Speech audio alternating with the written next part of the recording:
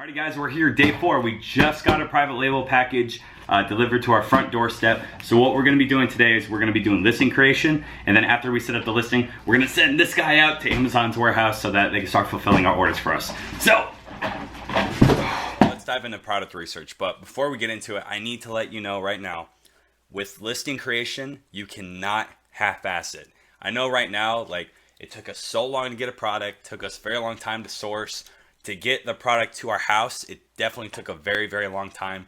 And the fact that it's in our house and like we can see it, it's in our palm of our hands, we want to get the ball rolling, right? We want to get sales, we want to get it going. But right now, if you don't set up the foundation, if you don't have a really good listing, proper keywords, really good images, you're not going to get the full potential of what you deserve. So really buckle down, take your time with listing creation. Obviously, through the series, we're doing a summary and kind of going short to the point.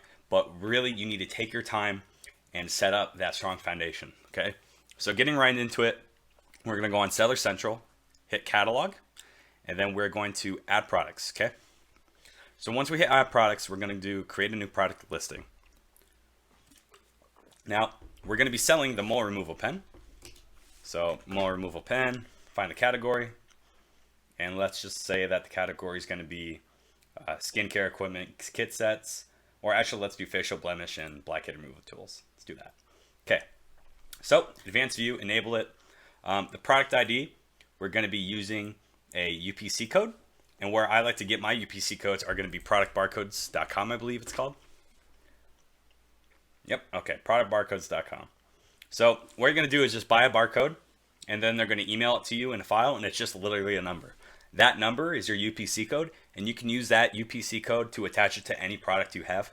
So we'll just make up a UPC code for this, and this is now going to be our UPC code for this product, okay? Product name, what is it? Mole removal pen. I'm going to give you a tip right here, though. We want to do like 3 different things for our product name. First, it's going to be our private label name.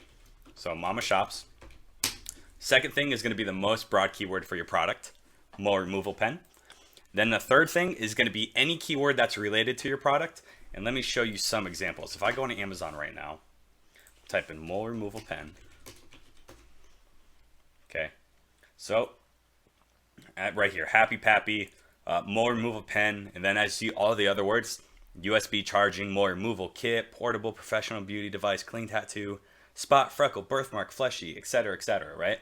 So you want as many keywords as you can. You can definitely crowd up the title, but try not to either repeat words and kind of have it like make sense and make it relevant.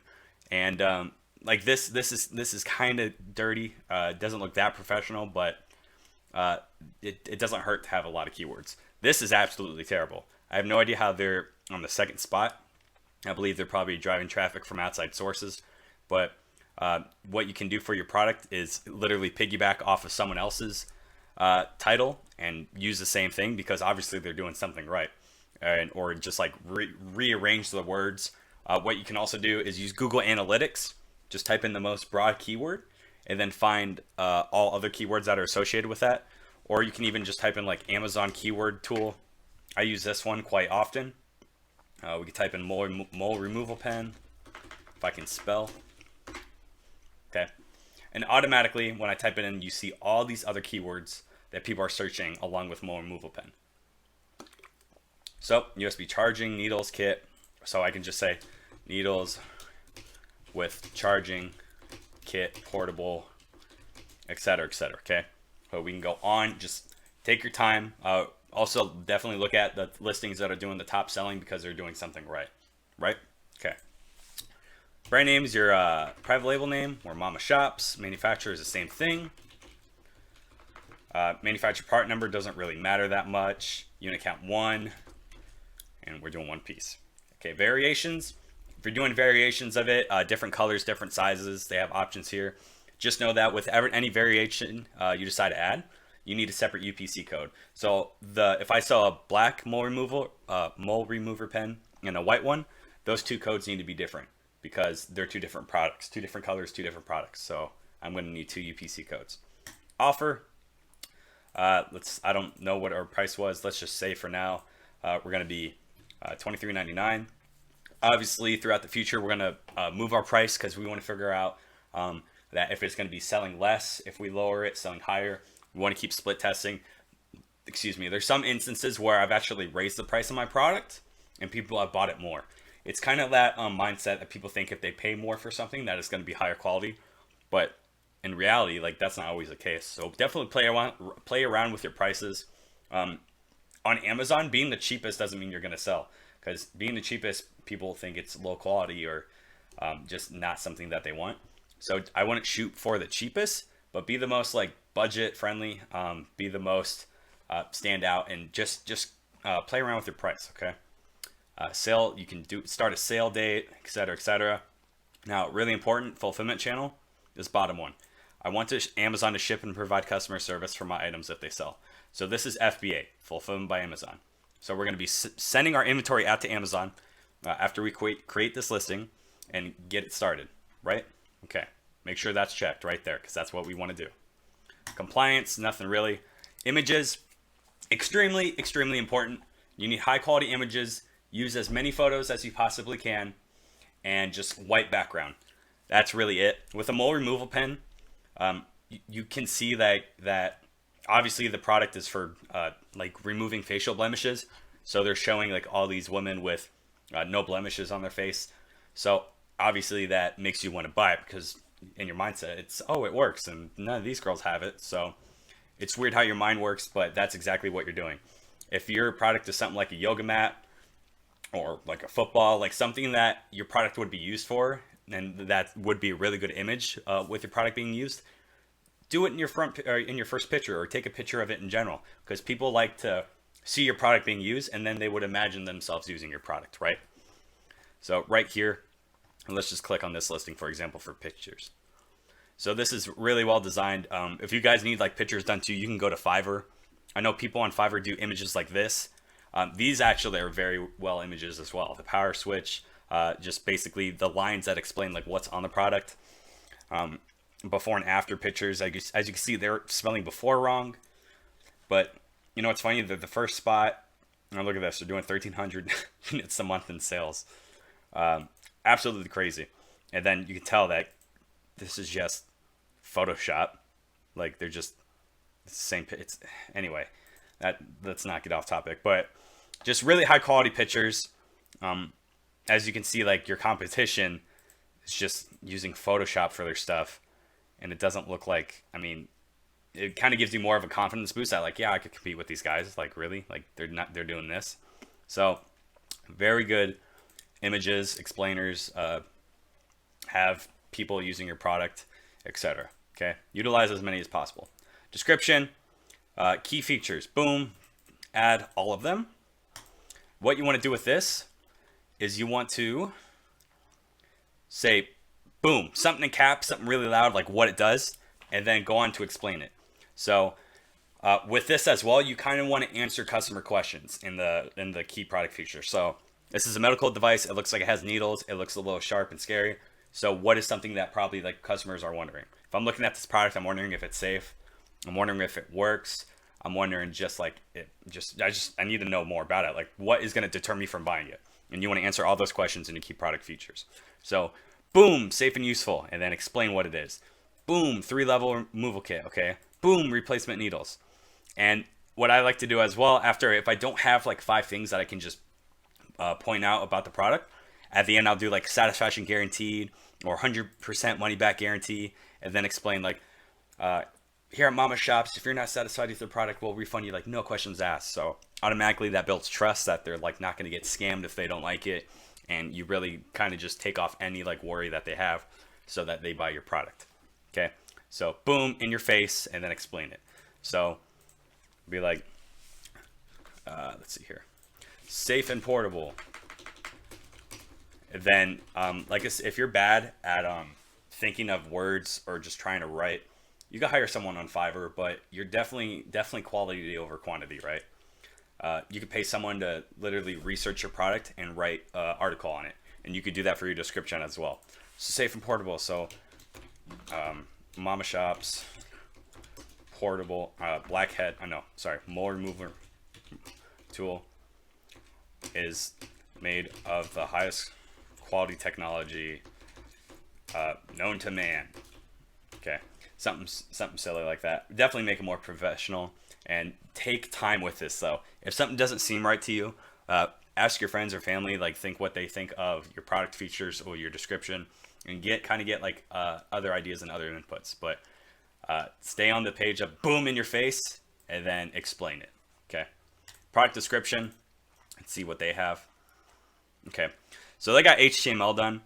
What I mean by that is that when you write a product description normally, if I were to like literally type all this in, I can't create paragraphs. I can't create it bold. So they have HTML coding in this. If you could hire someone to figure out how to do HTML coding on your description, absolutely awesome. Instruction guides are what the package includes. It's really well description. Only thing I would recommend on them doing this is just talking about the product more and just being like, just kind of like tell a story a little bit about it, like where it came from, like how well it works and what people are saying, and et cetera, like what goes into it. But this is good. Operating guide and packaging. Like I said, it could be better. But description, if you can't write a well thought out one, hire someone on Fiverr. They can do research on your product and write an article for it. And you can put it in your product description. Okay. Very, very lengthy. Mole removal pen tool is absolutely stunning. Get the look you've always wanted and just go on.